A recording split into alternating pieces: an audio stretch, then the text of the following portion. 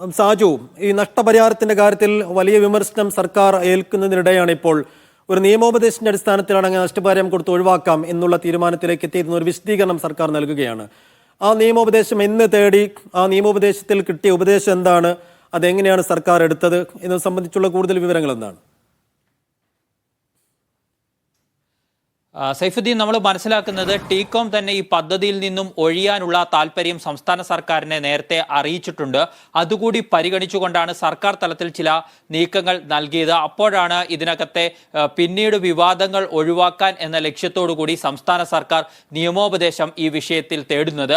അതിന്റെ അടിസ്ഥാനത്തിൽ സർക്കാരിന് ഇക്കാര്യത്തിൽ ടീകോമിന് അവർ മുടക്കിയ മുതൽ തിരിച്ചു നൽകിക്കൊണ്ട് അല്ലെങ്കിൽ അതുമായി ബന്ധപ്പെട്ട് അവരുമായി ചില ധാരണകൾ ഉണ്ടാക്കിയിട്ട് പണം നൽകിക്കൊണ്ട് അവരെ പൂർണ്ണമായും ഒഴിവാക്കാം എന്ന നിയമോപദേശം ലഭിച്ചു എന്നാണ് സർക്കാർ വൃത്തങ്ങളിൽ നിന്ന് നമുക്ക് ലഭ്യമാകുന്ന വിവരം. അതിന്റെ അടിസ്ഥാനത്തിൽ കൂടിയാണ് മന്ത്രിസഭാ യോഗം അക്കാര്യം കൂടി പരിഗണിച്ചുകൊണ്ടാണ് ഇത്തരം ഒരു തീരുമാനത്തിലേക്ക്, അതായത് ടീകോമിന് നഷ്ടപരിഹാരമായി തുക നൽകിക്കൊണ്ട് അവരുമായുള്ള ഇടപാടുകൾ അവസാനിപ്പിക്കാം എന്ന നിലയ്ക്ക് കാര്യങ്ങൾ തീരുമാനത്തിലേക്ക് എത്തുകയും അതിൽ സർക്കാരിനെ ശുപാർശകൾ സമർപ്പിക്കാനായി 3 അംഗ സമിതിയെ ചുമതലപ്പെടുത്തുകയും ഒക്കെ ചെയ്തത്. പക്ഷേ ഇവിടെ അപ്പോഴും ഉയരുന്ന ചില ചോദ്യങ്ങൾ വളരെ പ്രധാനപ്പെട്ടതാണ്. 2007 കരാർ പ്രകാരം വീഴ്ച വരുത്തുന്നവരുടെ ഭാഗത്തു നിന്ന് എന്തൊക്കെ ചെയ്യണം എന്ന് പറയുന്നുണ്ട്.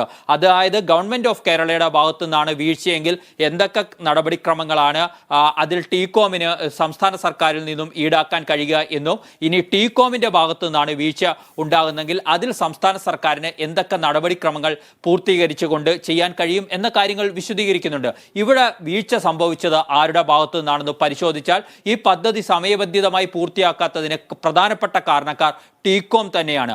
അപ്പോൾ ടീകോമിൽ നിന്നാണ് ആ കരാർ പ്രകാരം സംസ്ഥാന സർക്കാരിന് പണം ഈടാക്കാൻ കഴിയുക എന്ന വസ്തുത അവിടെ നിലനിൽക്കുകയാണ്. നിയമോപദേശത്തിന്റെ അടിസ്ഥാനത്തിൽ മറ്റൊരു തീരുമാനത്തിലേക്ക് സംസ്ഥാന സർക്കാർ പോകുന്നതെന്ന വിമർശനം ശക്തമായി തന്നെ ഇപ്പോൾ രാഷ്ട്രീയ രംഗത്തു നിന്നും മറ്റും ഉയർന്നു കഴിഞ്ഞിട്ടുണ്ട്.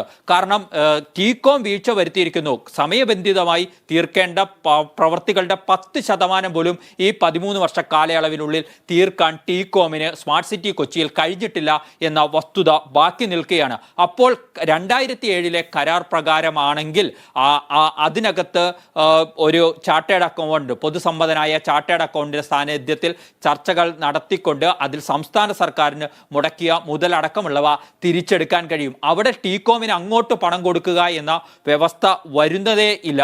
പക്ഷേ സംസ്ഥാന സർക്കാർ അങ്ങനെ ഒരു നീക്കത്തിലേക്കാണ് പോകുന്നത്. അതുകൊണ്ടാണ് ഇപ്പോഴും ഇക്കാര്യത്തിൽ ദുരൂഹതകൾ അവശേഷിച്ചുകൊണ്ട് നിലകൊള്ളുന്നത്. മറ്റൊരു കാര്യം, മുൻ പ്രതിപക്ഷ നേതാവായ രമേശ് ചെന്നിത്തല ഈ 2 ദിവസമായി ഉയർത്തുന്ന ഒരു കാര്യമാണ്. സ്മാർട്ട് സിറ്റി കൊച്ചിയുടെ മുൻ സിഇഒയും ടീകോമിന്റെ ഭാഗവുമായിരുന്ന ബാജു ജോർജ്, അദ്ദേഹത്തെ ഇപ്പോൾ ഈ സമിതി, സർക്കാരിന് ടീകോമിന് നഷ്ടപരിഹാരം നൽകുന്നതിനെ കുറിച്ച് ശുപാർശ ചെയ്യേണ്ട സമിതിയിലെ 3 അംഗ സമിതിയിൽ ഒരാളാണ്.